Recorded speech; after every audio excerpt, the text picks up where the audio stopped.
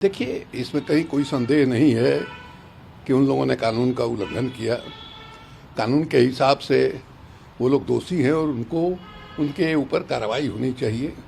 जो इस अपराध के लिए सज़ा मिल सकती है वो मिलेगी।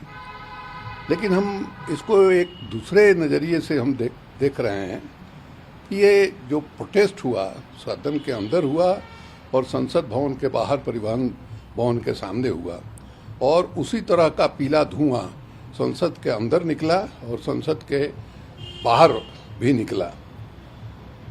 वो लड़की, 3 लड़के और 1 लड़की थी, नीलिमा नाम की लड़की, उसने जो बयान दिया है उसका कहना है कि मेरे जैसे माने टैलेंटेड आदमी को माने कोई काम नहीं है। उसने एमए किया, पीएचडी किया, नेट किया, बेट किया, माने इतनी डिग्री है उसके पास और माने कोई काम उसके पास नहीं है। ये लोग फ्रस्ट्रेशन में हैं। ये भी जानकारी मिली कि उस लड़की ने किसान आंदोलन में भी भाग लिया था। तो ये देश की जो हालत है, देश के अंदर जो नौजवानों में गंभीर किस्म का असंतोष पैदा हो रहा है, उसका ये सिग्नल है एक ढंग से। और आगे स्थिति खराब हो सकती है। अब देखिए, पूरे देश में हिंसा का माहौल, हिंसक वातावरण बना हुआ है। तरह तरह से हत्याएं हो रही है, लूट हो रहा है। यह तो खबर मिल रही है कि पैसा कमाने के लिए नौजवान लड़के शूटर बन रहे हैं। ये स्थिति है।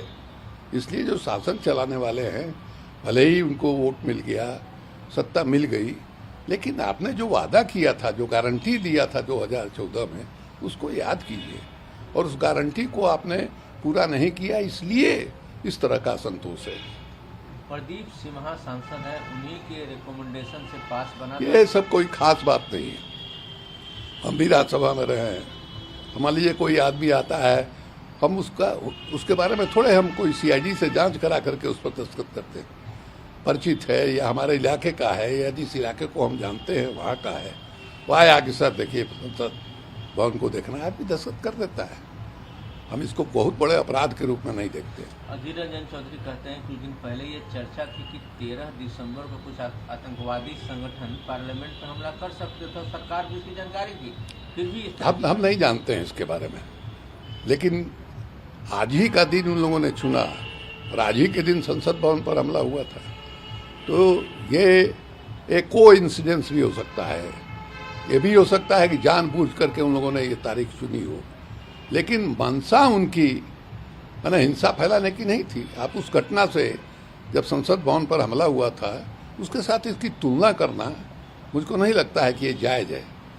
वो लोग तो बिल्कुल हिंसक ढंग से आक्रमण करने के लिए आए थे। ये तो संजोग है कि मान लीजिए मैंने संसद भवन के अंदर है जहाँ सदन की कार्रवाई चलती है, वहाँ तक ये लोग नहीं पहुँचे, नहीं तो पता नहीं क्या होता।